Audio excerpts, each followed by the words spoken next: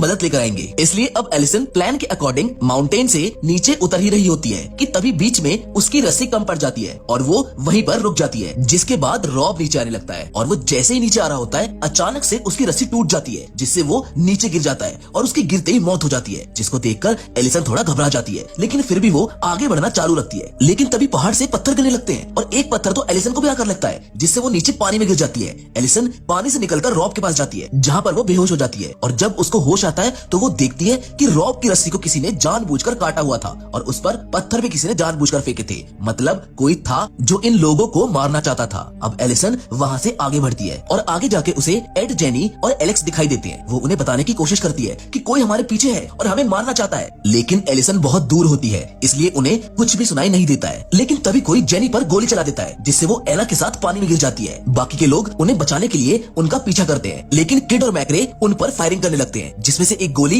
Allison को छूकर निकल जाती है और वो भी पानी में गिर जाती है, जहाँ एलिसन एना को ढूंढने लगती है क्योंकि गोली लगने से और पानी में गिरने से जेनी की मौत हो चुकी है। एलिसन को एना नीचे पानी में बेहोश मिलती है, इसलिए वो एना को जल्दी से पानी से बाहर निकालकर उसको सीपीआर देती है। जिसके बाद एना को होश तो आ जाता है, लेकिन जैसे ये लोग वापस आगे बढ़ते हैं इनके ऊपर फिर से फायरिंग शुरू हो जाती है, जिससे वो दोनों बच तो जाते हैं लेकिन एलिसन पीछे रह जाती है और एना आगे निकल जाती है, जहाँ एना किड और मैक्रे से छिप जाती है। लेकिन मैक्रे उसको छुपते हुए देख लेता है, पर तभी एड वहाँ पर आकर एना को बचाकर वहाँ से ले जाता है। लेकिन जाते वक्त एड के पैर में चोट लग जाती है, पर फिर भी ये लोग आगे बढ़ते रहते हैं, जहाँ पर ये दोनों एलिसन और एलेक्स से मिलते हैं। ये सब मिलकर अब प्लान बनाते हैं और प्लान के मुताबिक एलेक्स किड और मैक्रे का ध्यान भटकाने के लिए एना के जैसे दिखने वाली डॉल लेकर वहाँ से भागने लगता है और सब इनके प्लान के अकॉर्डिंग ही होता है। किड और मैक्रे एलेक्स को पकड़ने के लिए उसके पीछे भागते हैं, जिससे बाकी सबको वहाँ से निकलने का मौका मिल जाता है, पर किड और मैक्रे एलेक्स को पकड़कर उसे मार देते हैं। वहीं दूसरी ओर हमें एक कार दिखाई जाती है, जिसमें डार्को, एंडी और क्रिस नाम के 3 लोग होते हैं, जिनको एना के डैड ने एना को ढूंढने के लिए भेजा होता है। जहाँ पर हमें पता चलता है कि एना का किडनैप किया गया था और किडनैपर्स ने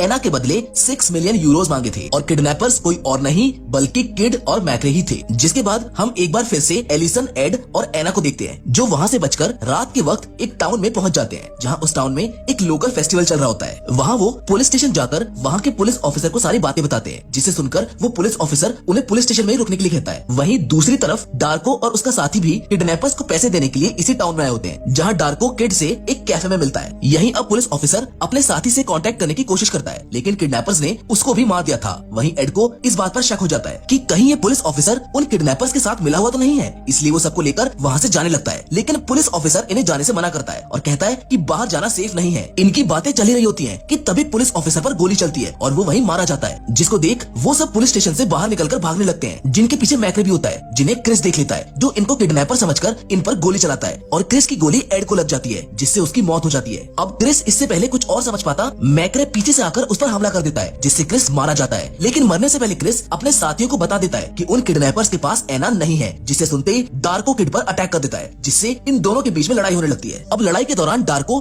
किड पर गोली चलाता है, लेकिन किड बचते बचाते पैसे लेकर वहाँ से भाग जाता है। वहीं एलिसन और एना बचने के लिए एक घर में चले जाते हैं, जहाँ उनके पीछे मैक्रे आ जाता है, जो उस घर के मालिक को मारकर वहाँ पर आग लगा देता है। जिसके बाद एलिसन और मैक्रे के बीच में लड़ाई होती है और एलिसन बचने के लिए ऊपर वाले रूम में चली जाती है, जहाँ आकर मैक्रे एलिसन को बेहोश कर देता है और एना को पकड़ने वाला होता है। लेकिन एलिसन बेहोश नहीं हुई थी, इसलिए वो उठकर उस पर फिर से हमला कर देती है और उसको खिड़की से नीचे गिरा देती है, जिससे मैक्रे की वहीं मौत हो जाती है। अब वहाँ धीरे धीरे आग बढ़ने लगी थी, इसीलिए एलिसन एना को बचाने के लिए उसे विंडो से नीचे घास पर फेंक देती है, लेकिन आग ज्यादा होने की वजह से एलिसन वहीं पर बेहोश हो जाती है। वो वहाँ से बाहर नहीं निकल पाती है, जिसका मतलब ये है कि अब उसकी मौत पक्की है। लेकिन जब एलिसन की आंखें खुलती हैं, तो उसे पता चलता है कि पुलिस ने सही समय पर आकर उन दोनों को बचा लिया था। वहीं दूसरी ओर हम किड को देखते हैं, जो पैसे लेकर अपनी कार में आ जाता है, जहाँ एंडी उसे पकड़ लेता है और अब एंडी और डार्को किड को एना के डैड के पास लेकर जाते हैं, जहाँ हमें पता चलता है कि एना के डैड एक सर्बियन वॉर क्रिमिनल थे, जिन्होंने डार्को, एंडी और क्रिस को एना को ढूंढने के लिए हायर किया हुआ था। वो लोग किड को एना के डैड के हवाले कर देते हैं, जहाँ वो उसके हाथ पांव बांध कर कहता है कि अब मैं तुम्हें बताऊंगा कि असली दर्द किसे कहते हैं। और इसी के साथ ये मूवी यहाँ पर खत्म हो जाती है। फिलहाल तो आज की कहानी में बस इतना ही, और मैं जानता हूँ कि ये कहानी थोड़ी सी अधूरी है, लेकिन अगर दूसरे एंगल से देखा जाए तो ये कहानी पूरी ही है, जिसमें एना को बचा लिया गया और उसके किडनैपर्स पकड़े गए, जो एक ट्रेडिशनल वे है कहानी को खत्म करने का, जिसको हम हैप्पी एंडिंग के नाम से जानते हैं। और हम उम्मीद करते हैं कि आपको ये हैप्पी एंडिंग पसंद आई होगी। फिलहाल तो इट्स टाइम टू से गुड बाय, लेकिन हम फिर से